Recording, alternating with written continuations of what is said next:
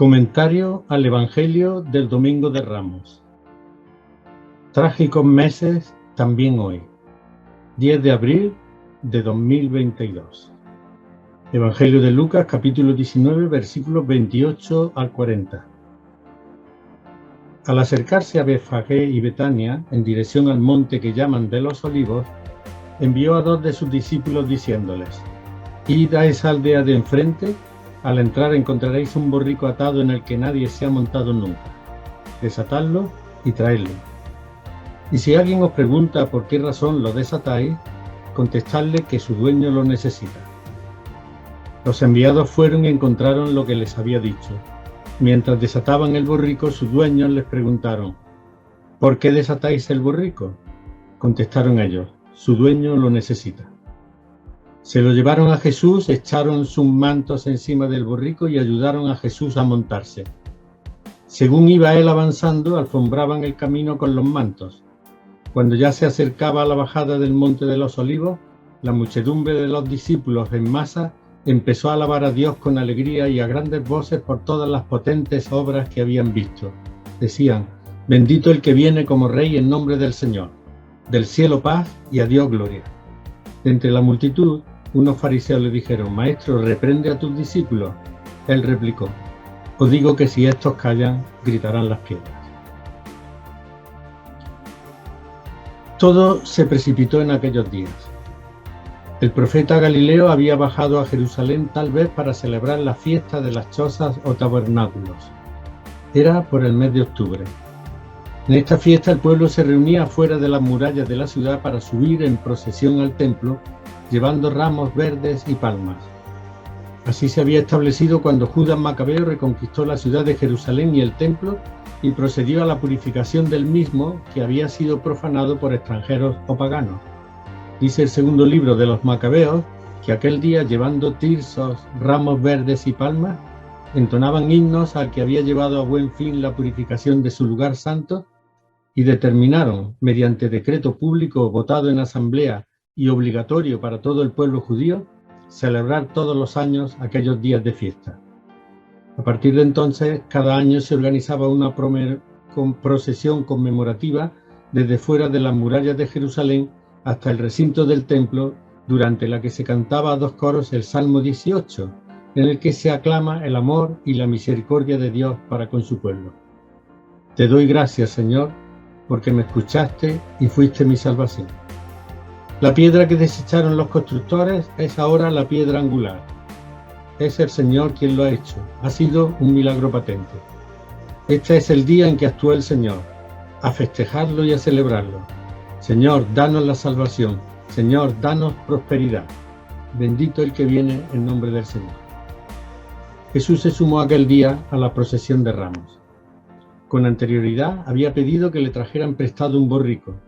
La elección del animal fue intencionada. En caballo o en mula, a la sazón, entraban los reyes en las ciudades. Así es como el rey David, ya muy anciano, mandó que su hijo Salomón entrase en la ciudad de Jerusalén para ser ungido como rey sobre una mula. Los jefes militares, por su parte, solían hacerlo en carros de batalla. Por esto Jesús, a quien la gente aclama como el Hijo, esto es, el descendiente de David, no entró aquel día en Jerusalén sobre una mula o sobre un carro de guerra. A él no le iban ni el poder, ni la fuerza, ni la violencia, sino que utilizó como vehículo un borrico, símbolo de mansedumbre y sumisión, tal y como lo había anunciado el profeta Zacarías. Alégrate, ciudad de Sión, aclama a Jerusalén. Mira tu rey que está llegando, justo, victorioso, humilde, cabalgando un asno, una cría de borrica. Destruirá los carros de Efraín y los caballos de Jerusalén. Destruirá los arcos de guerra y dictará paz a las naciones. Jesús hace su entrada en Jerusalén no con el aire triunfalista de los vencedores, sino en son de paz, con la sencillez del rey que viene a servir a su pueblo sin emplear para nada la violencia. Los poderosos no tienen verdadero interés por la paz. ¿Qué harían con todas las armas bélicas y sus arsenales de muerte? ¿Cómo protegerían sus intereses si no tuviesen ejércitos que los defendiesen? Esta magnífica profecía de Zacarías, que no había calado en el pueblo por presentar un Mesías pacifista, debería aplicarse a escala mundial en estos trágicos días de guerra en Ucrania, dando un no absoluto al armamento y al comercio de armas que tantas muertes ocasiona, y un sí rotundo al desarme mundial. Toda una utopía, por ahora. Según Global Firepower, un medio especializado en información militar, Estados Unidos de América destina cada año al presupuesto militar 647.000 millones de euros, China 209.000 y Rusia 51.289 millones.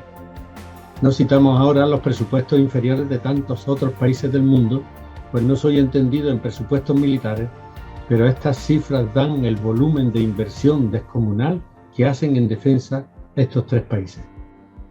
Comparados con estos presupuestos de defensa, remediar el hambre en el mundo en la actualidad solo costaría 11.000 millones de dólares al año, aproximadamente los mismos que para cubrir el presupuesto de educación y sanidad en España, 11.470 millones de euros. Jesús, sin lugar a dudas, denunciaría hoy este comercio de armas, convencido de que las armas generan muerte y destrucción y acaban con la vida de los pueblos. Pues bien, sigamos comentando el texto del Evangelio. Dice el evangelista que los discípulos llevaron a Jesús el borrico, echaron sus mantos encima de éste y le ayudaron a montarse. Según iba él avanzando, alfombraban el camino con los mantos. Cuando ya se acercaba a la bajada del monte de los olivos, la muchedumbre de los discípulos en masa empezó a alabar a Dios con alegría y a grandes voces por todas las potentes obras que habían visto. Decían: bendito el que viene como Rey en nombre del Señor. Del cielo paz y a Dios gloria. Los discípulos actúan como en la coronación de Salomón, que llega al trono sin violencia, alfombrándole el camino con manto. Manto es sinónimo de poder.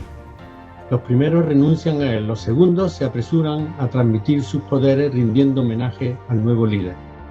Entre la muchedumbre de discípulos hay unanimidad, enfervorizados por su patriotismo y convicciones religiosas. Bendito el que viene en nombre del Señor, del cielo paz y gloria a Dios.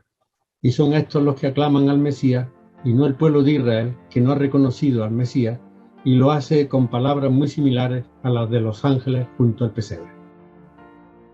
A la reacción positiva de los discípulos se contrapone la de unos fariseos que le dijeron: Maestro, reprende a tus discípulos. Él replicó: Os digo que si estos callan, gritarán las piedras. Lamentablemente la historia le ha hecho una mala pasada a este Mesías pacífico. De ello dan constancia las cruzadas, las guerras de religión, la connivencia con reyes, tiranos y dictadores por parte de dirigentes cristianos que decían actuar en nombre de Dios y de Jesús. Con su aclamación al que viene en nombre del Señor, los discípulos daban a entender que ponían a disposición del nuevo rey su propia vida desde el momento de su entrada oficial en la ciudad, aunque éste tardaría poco en defraudarlos. Ellos hubieran preferido la entrada de Jesús en Jerusalén de otro modo, sobre todo aquellos que, cansados ya de esperar un cambio radical de estructura, apostaban por las armas, la revolución y el derramamiento de sangre para poner las cosas en su sitio. La ocupación romana era humillante, los tributos al emperador empobrecían al país, la religión de Israel se veía maniatada y el pueblo no levantaba cabeza. Era hora de acabar con aquella trágica situación. Hacía falta para ello un caudillo, un jefe militar, un guerrero intrépido, un líder carismático o un Mesías guerrero que se alzase para formar un ejército popular capaz de hacer frente y vencer al invasor romano. La gente añoraba los tiempos del rey David, soñaba con un rey que convirtiese al país en un reino floreciente y estableciese, como hizo David, una monarquía unificada, un ejército capaz de garantizar la defensa nacional y un pueblo en torno a un único santuario en Jerusalén. Jesús de Nazaret tenía, a los ojos de muchos, todas las características de esa clase de líder: crítico con las instituciones, despectivo con los servidores de Roma, amigo del pueblo sencillo, luchador infatigable por la justicia y la igualdad, compañero de marginados y solidario con los pobres de la tierra. Reunía en su persona las cualidades para poder reencarnar la figura del gran rey David y devolver al país una paz sin precedentes, una justicia sin límites, una organización militar y una conciencia religiosa nacional. Poco duraría tanto alboroto, pues Jesús no se identificaba con las aspiraciones de los discípulos ni del pueblo. Entrada triunfal de Jesús en Jerusalén, se suele decir. Más bien, alboroto pasajero, nube de verano, relámpago en noche oscura que anuncia la tormenta de una muerte ignominiosa. Tras aquel día radiante de luz, todo se oscurecería de nuevo. A causa de los enfrentamientos diarios con las autoridades de Jerusalén, Jesús sería declarado persona non grata por los que buscaban cómo acabar con él. El pueblo de Israel, según el profeta Galileo, era como hermosa higuera de hojas abundantes, pero sin frutos de justicia. El templo, una cueva de bandidos, según el evangelista Marcos, o una casa de negocios, como dice el evangelista Juan. Para Jesús, aquellos dirigentes del pueblo contemporizaban con el poder político romano y se lucraban con la religión. Día a día, Jesús los iba dejando en evidencia. Los resultados no se harían esperar. Jesús lo sabía bien. Por eso tomaba la precaución de salir de la ciudad cada atardecer para esconderse con sus discípulos en el Monte de los Olivos, en alguna de sus muchas grutas naturales. Judas, uno de los 12, halló la ocasión de entregarlo tras la cena, pues como dice el evangelista Juan, conocía el sitio donde éste se reunía con sus discípulos. Lo demás ya lo sabemos. Murió unos meses más tarde, ajusticiado por defender al pueblo. De octubre, Domingo de Ramos, a marzo, abril, Viernes Santo, todo se precipitó. Trágicos y agitados meses que nosotros recordamos cada Semana Santa. Trágicos y agitados meses también por los que atraviesa nuestro mundo en la actualidad, tan lejano de la paz proclamada por Jesús, con el sórdido ruido de las armas de fondo, con innumerables víctimas civiles y militares, con más de 4 millones de refugiados fuera de Ucrania y 8 millones de desplazados internos por una guerra que se hace interminable, convertida en genocidio en Bucha al menos, y que solo trae destrucción, horror y tragedia al pueblo ucraniano e inestabilidad a las economías de todo el mundo. Por el camino de las armas no se llega a ninguna parte. Se impone urgentemente un alto el fuego en Ucrania, negociar una paz digna y reconstruir un país que el ejército ruso va a dejar inhabitable, y juzgar y condenar a quienes han cometido crímenes de guerra. Pero sobre todo, es urgente hacer una reflexión a nivel mundial, reflexión que se presenta por ahora utópica e inviable sobre las consecuencias del comercio de armas. Según un informe de Amnistía Internacional, el comercio imprudente de armas devasta vidas incluso en los países en los que no hay guerra declarada. Se fabrican y se venden cantidades escandalosamente altas de armas y munición. Cada año se fabrican 12.000 millones de balas. Esa cantidad es casi suficiente para matar 2 veces a todos los habitantes del mundo. Cada día, miles de personas son víctimas de homicidio, resultan heridas y se ven obligadas a abandonar sus hogares a causa de la violencia por armas de fuego y los conflictos armados. Y lo más grave de todo, es la población civil la que sufre las peores consecuencias de las guerras. Hay armas como la artillería, los morteros, las bombas guiadas y los misiles que destruyen hospitales, hogares, mercados y sistemas de transporte y de comunicación y hunden en la pobreza a quienes sobreviven. Destruyen la vida del pueblo. Este es el coste de una industria del comercio de armas no regulada. Las iglesias cristianas deberían ser abanderadas en esta lucha contra el negocio de las armas que alimentan las guerras y que, como estamos viendo en estos días, producen el sacrificio de tantas víctimas inocentes y la huida de tantas otras de su hogar para salvar la vida. Esta Semana Santa de 2022 debería servir de reflexión para las iglesias cristianas y para todas las personas de buena voluntad, creyentes o no, que con voz unánime tendrían que alzarse contra una guerra que, como todas, avergüenza a la humanidad y hace desconfiar de la bondad del corazón humano.